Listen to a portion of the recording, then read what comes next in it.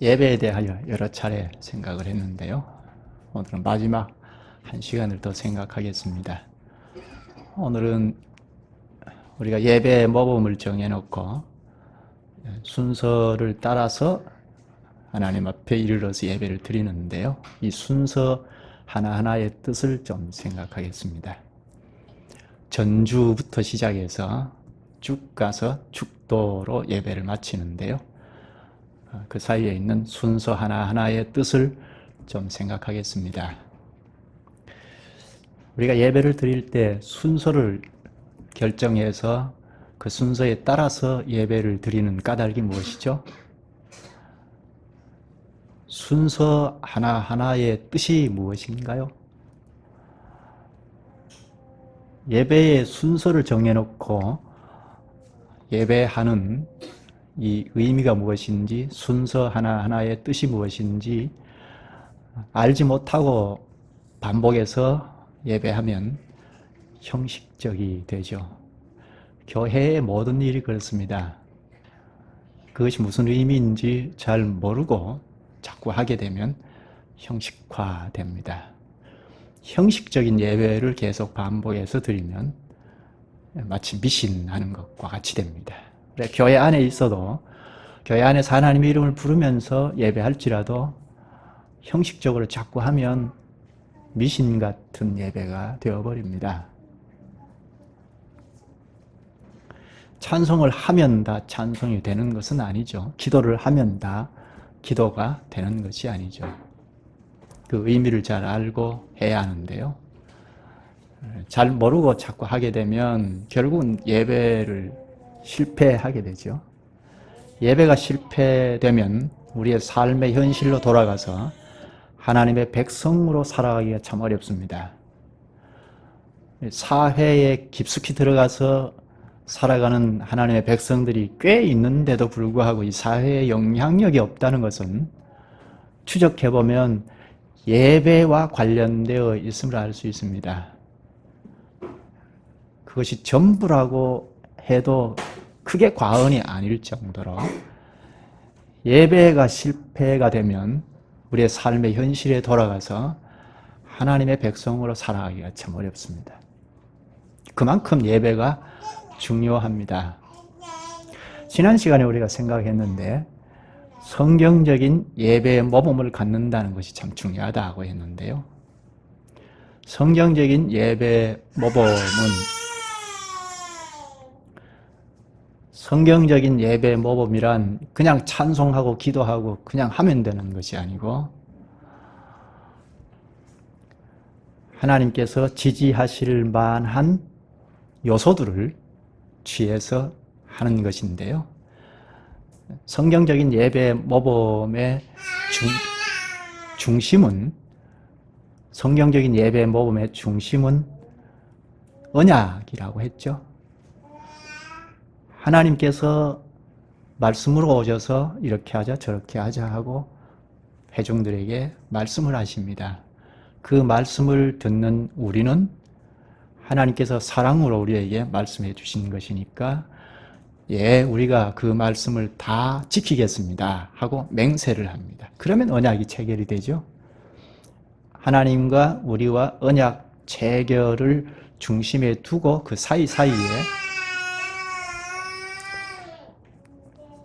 사이사이에 기도가 있고 찬송이 있고 쭉 축도까지 있습니다.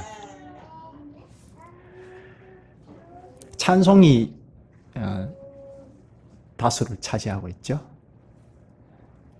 성경적인 예배 모범에는 찬송이 다수를 차지하고 있는데 언약을 수립하거나 갱신하는 것을 중심에 두고 여러 순서들을 행하고 있는데 오늘 이 순서 하나하나의 뜻을 잘 생각했으면 합니다. 한정된 시간 안에 생각해야 하니까 핵심적인 것을 쭉 짚어서 생각하도록 하겠습니다. 예배 순서를 생각하기 전에 먼저 앞에서 읽은 에베소서 1장 본문을 잠깐만 짚겠습니다. 4절, 5절에 보면 창세전에 그리스도 안에서 우리를 택하사 창세전에 우리를 택했다고 합니다. 사랑으로 거룩하게 하고 흠없게 하시려고 하나님의 아들들이 되게 하셨다고 합니다. 창세전에 우리를 택하신 목적이 무엇인가요? 하나님의 아들들이 되게 하신 목적이 무엇입니까? 6절에는 하나님의 은혜를 찬송하게 하려는 것이라고 합니다. 우리를 구원하신 목적은 하나님을 찬송하고 찬송으로 예배하도록 구원하셨다는 것입니다. 뒤에 5장으로 가면 5장 19절에 보면 시와 찬미와 신령한 노래들로 서로 화답하며 주께 노래하며 찬송하며 합니다. 그리스도 안에서 구원된 백성들이 하나님 앞에 나와서 찬송으로 예배하는 것입니다. 구약의 예배는 어떻게 드렸죠? 지난번에 우리가 생각했지 않습니까?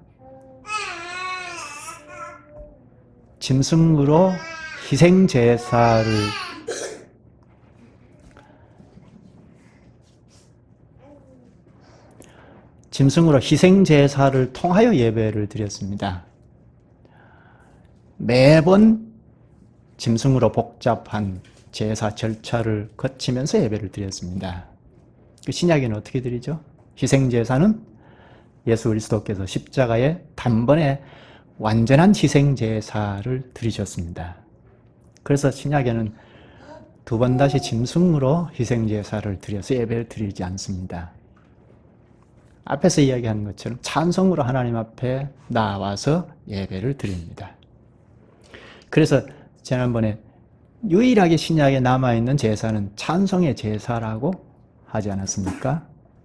누구든지 그리스도의 은덕을 힘입어서 하나님 앞에 나와서 찬송으로 예배를 드립니다. 그래서 성경에 근거한 예배 모범은 찬송이 다수를 차지합니다. 찬송이 예배 모범에서 다수를 차지하니까 찬송의 의미만 잘 생각을 해도 찬송이 합당하게 불려지기만 해도 예배 반은 성공했다고 할 수 있죠. 찬송이 어떤 의미가 있는지 여러 번 부르는데 각각 다른 의미를 가지고 있는데 그 의미를 잘 깨닫고 찬송을 합당하게 한다면 예배가 성공할 수 있죠. 그런 점을 염두하고 그 사이사이 여러 요소들을 같이 좀 생각하겠습니다. 첫째, 전주를 하죠. 예배가 시작될 때 전주부터 시작하죠. 전주를 하기 전에 우리가 시선이 어디를 향하느냐가 참 중요합니다. 강단을 향할 수도 있고 회중들을 향할 수도 있고 한데 우리의 마음이 하나님, 위로 하나님을 향하는 것이 필요하죠. 하나님을 향하고 있어야 예배가 시작이 됩니다. 한 주 동안 내가 어떻게 살았는지 나를 돌아보면서 하나님 앞에 이르렀으니까 하나님 앞에서 나의 결격 사유가 무엇인지, 죄 가운데 있었던 것은 없는지 이런 점을 생각하고 회개의 기도를 하는 것이 필요하죠. 어떤 교회는 아예 예배 안에 참회의 기도 시간을 넣었는데요. 그렇게 할 수도 있습니다. 우리는 그것을 빼고 있으니까 예배 시작 전주 전에 우리를 돌아보고 회개하는 것이 필요하죠. 그러려면 최소한 5분, 10분 전에는 나와서 하나님을 향하고 있어야 합니다. 나뿐만 아니라 우리가 가족끼리 예배 드리니까 우리 아이들도 함께 데리고 하나님을 향하고 있어야 하죠. 가족만이 아니고 우리 다 같이 그리스도와 연합한 한 사람을 이루어서 하나님 앞에 서는 것이니까 우리 다 함께 하나님 앞에 서 있는가, 하나님 앞에 이루고 있는가 하는 것을 생각할 필요가 있죠. 그래서 우리가 하나님 앞에 이르렀다 할 때 전주가 시작이 됩니다. 이 전주는 단지 예배 시작입니다 하는 알리는 정도가 아닙니다. 악기로 연주하는 이 연주가 찬송입니다. 그냥 예배 분위기를 잡는 것이 아닙니다. 찬송으로 우리 모두를 하나님 앞으로 이끌고 나갑니다. 그러니까 우리는 이 전주 악기로 연주되는 찬송을 하면서 하나님 앞에 이릅니다. 하나님 앞에 이르러서 그 다음에는 시편 낭독을 합니다. 찬송을 하면서 시편 낭독을 하는데 이 시편은 다 찬송과 기도이죠. 구약 백성들이 찬송하고 기도한 내용입니다. 이것을 하나님께서 계시로 택정하셨는데요. 그러니까 우리는 하나님의 계시의 말씀을 가지고 찬송하면서 혹은 기도하면서 하나님 앞에 이르게 됩니다. 그 다음 무엇이죠? 전주, 시편 낭독, 그 다음에 함께 기도합니다. 우리는 주기도, 주님 가르쳐 주신 기도를 하는데요. 어떤 교회는 사도신경을 가지고 하기도 합니다. 그것도 괜찮습니다. 주님 가르쳐 주신 기도는 우리가 하나님 앞에 하는 기도의 모범이죠. 아주 결격사유가 전혀 없는 아주 합당한 기도인데요. 하나님 앞에 기도하려면 이렇게 하라 할 정도로 모범적인 기도를 주님께서 가르쳐 주셨습니다. 우리 모두가 다 같이 한 목소리로 기도하는 것입니다. 하나같이 기도하는 것입니다. 한 사람이 하듯이 하는 것입니다. 따라서 이 기도의 의미가 무엇인지 다 알고 합심해서 해야죠. 주님 가르쳐 주신 기도는 6가지 간구로 되어 있죠. 위로 하나님의 이름, 하나님의 나라, 하나님의 뜻을 구하고, 그리고 우리의 일용할 양식을 구하고 죄사함을 구하고 마귀의 시험에서 건져달라고 구합니다. 이 내용을 이해하고 다 함께 이해하고 한 목소리로 하나님 앞에 아뢰면서 하나님 앞에 섭니다. 주님 가르쳐 주신 기도가 끝나면 영광송을 부릅니다. 영광송은 이제 하나님 앞에 이르러서 하나님의 영광을 찬송하는 것입니다. 우리가 하나님 앞에 예배하러 왔습니다 하고 간략하게 찬송하는 것이 영광송입니다. 하나님의 영광을 높이면서 부르는 것입니다. 그리고 바로 이어서 성삼위송을 부릅니다. 우리가 하나님 앞에 예배하러 왔습니다 하면서 하나님의 영광으로 찬송을 하는데 우리의 영광, 우리의 찬송을 받으시는 분은 삼위 하나님이십니다 하면서 성삼위 이름을 붙여서 노래합니다. 성부, 성자, 성령 삼위 하나님은 권능과 영광과 능력이 동일하다 하면서 표하면서 찬송을 합니다. 그 다음에 기도가 있습니다. 이 기도는 첫째는 하나님 앞에 예배하기 위하여 함께 그리스도의 한 몸을 이루어서 섰으니까 하나님 앞에 예배를 합당하게 잘 드리게 해 주십시오 하는 기도가 핵심입니다. 그리고 교회가 하나님 앞에 섰으니까 이 교회의 정체가 무엇인지, 지금 현재 처한 위치가 어디에 있는지, 방향이 어딘지, 성격이 어딘지, 목표가 어디를 두고 있는지 이런 점들을 표하는 것이 기도입니다. 공적인 교회의 기도입니다. 그러니까 주님의 교회가 어떠해야 하는지를 잘 알고 이 교회가 처해 있는 상황, 이런 점들을 가장 잘 아는 목사가 하는 것이 필요합니다. 그래서 목회 기도라고 하기도 합니다. 목사가 대표로 하지만 우리 모든 지체들이 같은 생각과 같은 말로 하나님 앞에 기도하는 것입니다. 그리고 경배송을 합니다.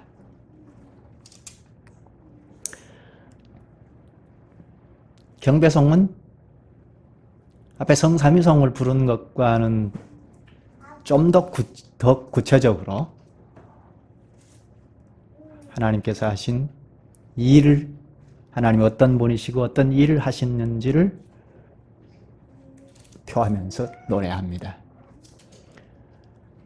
하나님의 창조, 하나님의 구원, 하나님의 심판, 이런 내용들을 기리면서 하나님의 영광을 높입니다.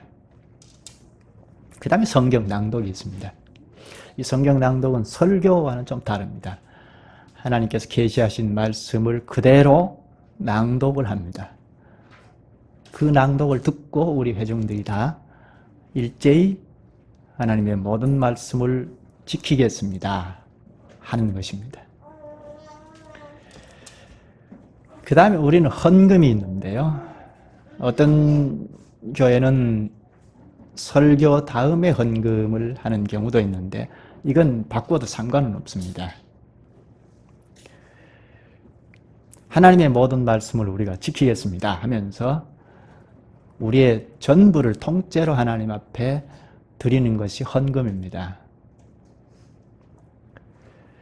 우리의 목숨까지라도 이 물질에 있습니다 하고 대표의 정신으로 하는 것이 헌금입니다. 물질로 바치는 그것만이 아니고 그 물질에 우리의 전부가 다 담겨 있습니다. 우리의 목숨까지라도 있습니다 하고 표시합니다. 이런 점에서 헌상이 더 합당할 수도 있습니다. 헌자는 바칠 헌자이고 상자는 위상자이기도 한데 임금상자입니다. 신하가 임금에게 전부를 헌신하는 것, 이것을 헌상이라고 하는데요. 우리의 임금이신 하나님 앞에 신하가 된 우리가 일제히 한 마음으로 전부를 다 올려 바친다 해서 헌상을 말할 수도 있습니다. 그것이 헌금이라고 하면 의연금이나 구제금과 같은 인식을 갖게 되기 때문에 하나님 앞에 전부를 드린다 하는 데는 좀 착오가 일으킬 수도 있습니다. 우리가 모든 것을 하나님 앞에 드리는 정신으로, 대표의 정신으로 하는 것이 헌금이다 하는 생각을 해야겠습니다. 우리 개인이 우리의 전부를 주님의 것입니다 하는 표시로 헌금을 하는데 우리 지체들이 다 이렇게 함께 표시해서 교회가 하나님 앞에 다 바치는 정신이 헌금입니다. 그 다음에 설교가 있습니다. 설교는 간략히 말하면 하나님을 대언하는 것입니다. 종교 강연도 간증도 아닙니다.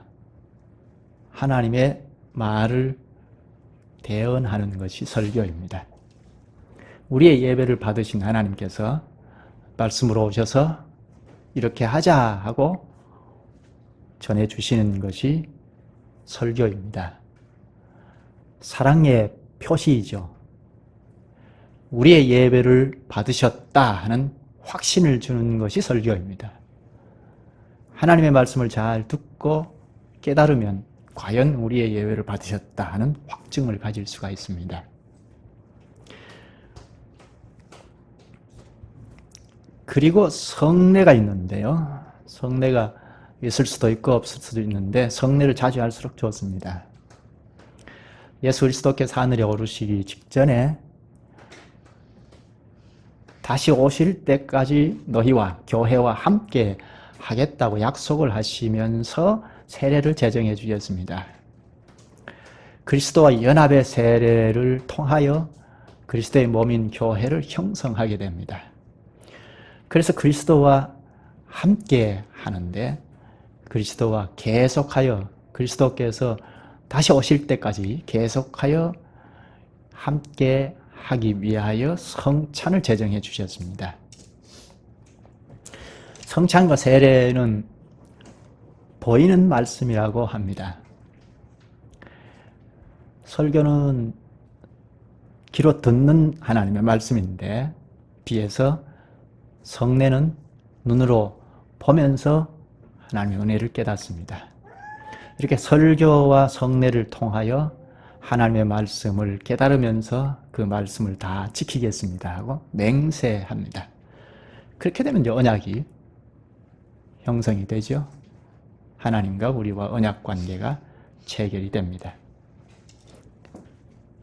그리고 마지막에 송영을 합니다.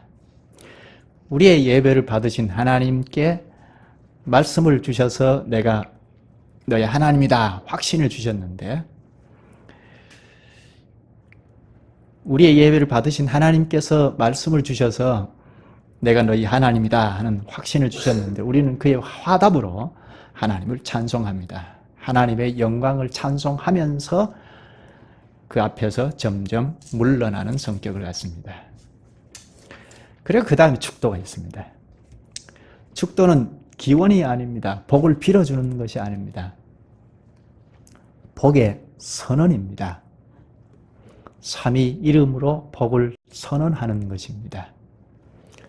주 예수 그리스도의 은혜와 하나님의 사랑과 성령의 교통하심이 교회에 있을지어다 합니다. 어떤 경우에 축원합니다. 있게 해 주십시오. 이렇게 복을 비는 식으로 하기도 하는데요. 그것이 아니고 하나님께서 목사의 입을 빌려서 복을 선언하는 것입니다. 이것은 이미 구약에서부터 유래가 되었는데요. 참고 찾아보시죠. 민수기 6장입니다. 구약의 제사장이 성소에 들어가서 예배를 무사히 잘 마치고 나오게 되면 회중들에게 복을 선언하죠. 그것이 오늘 축도와 같습니다. 민수기 6장을 찾았으면 24절부터 26절까지입니다. 여호와는 내게 복을 주시고 너를 지키시기를 원하며, 여호와는 그의 얼굴을 내게 비추사 은혜 베푸시기를 원하며, 여호와는 그 얼굴을 내게로 향하여 두사 평강 주시기를 원하노라 할지니라 하라. 여기 잘 보면 세 문장으로 되어 있습니다.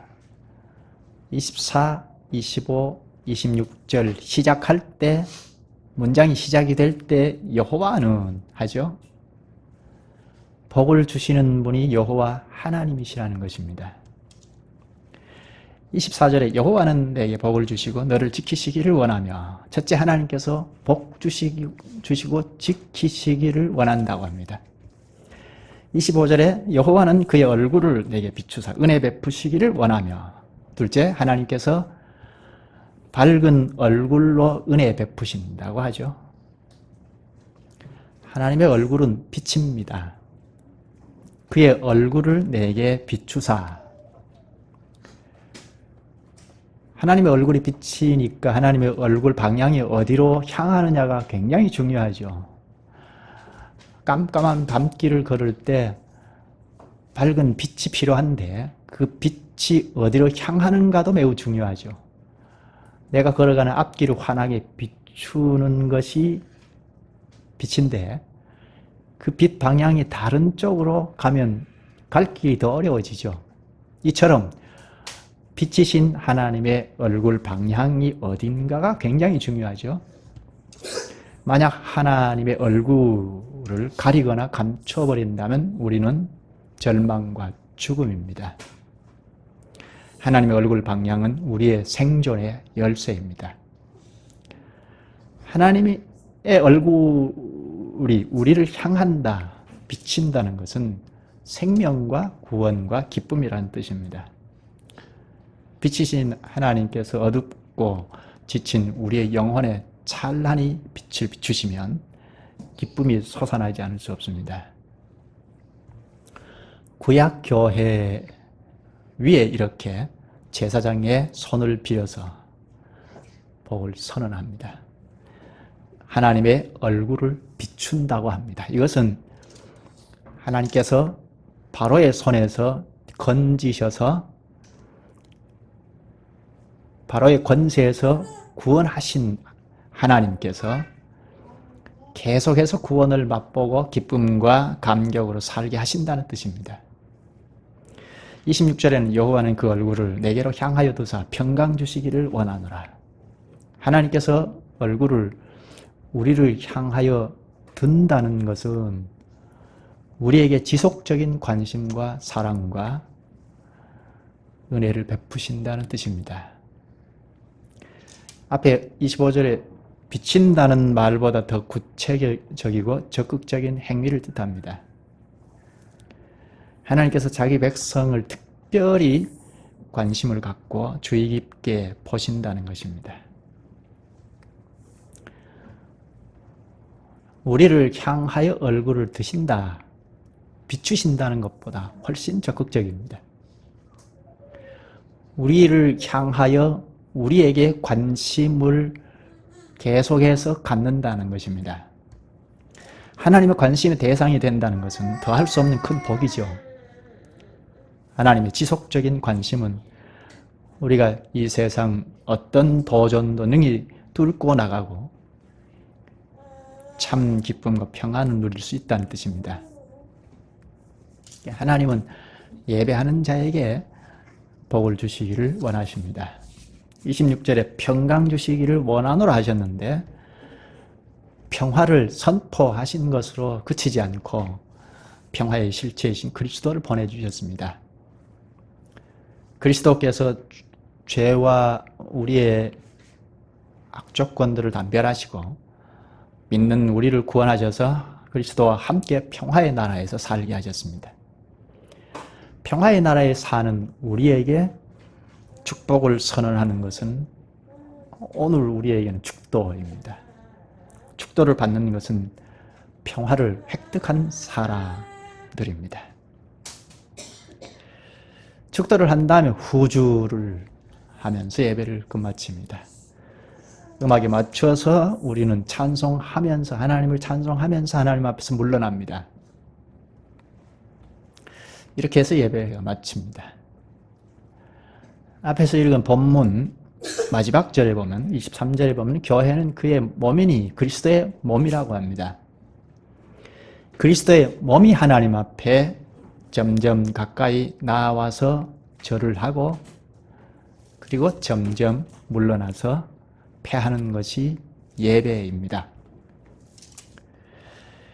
그리스도의 한 사람을 이루어서 하나님 앞에 나와서 그리스도의 한 사람이 기도하고 그리스도의 한 사람이 찬송하고 그리스도의 한 사람이 예배 행위를 다 끝나고 하나님 앞에서 물러나는 것이 예배입니다. 하나님과 언약을 체결함으로써 우리는 언약민으로 여전히 살아갈 수 있게 됩니다. 그리고 본문 4장에 가면 교회 이야기를 쭉 하다가 13절에 우리가 다 하나님의 아들을 믿는 것과 아는 일에 하나가 되어 온전한 사람을 이루어 그리스도의 장성한 분량이 충만한 데까지 이르리니 합니다. 그리스도를 믿는 것과 아는 일에 하나가 되어 그리스도의 완전성에 도달한다는 것입니다.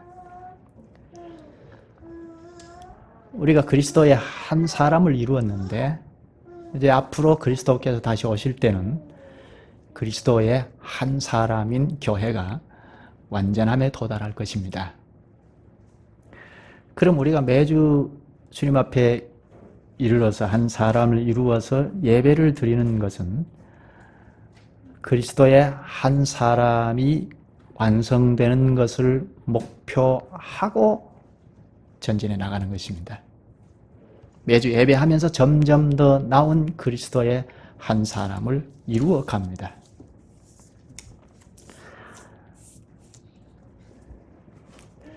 우리 사람은 언제나 편한 것을 좋아합니다.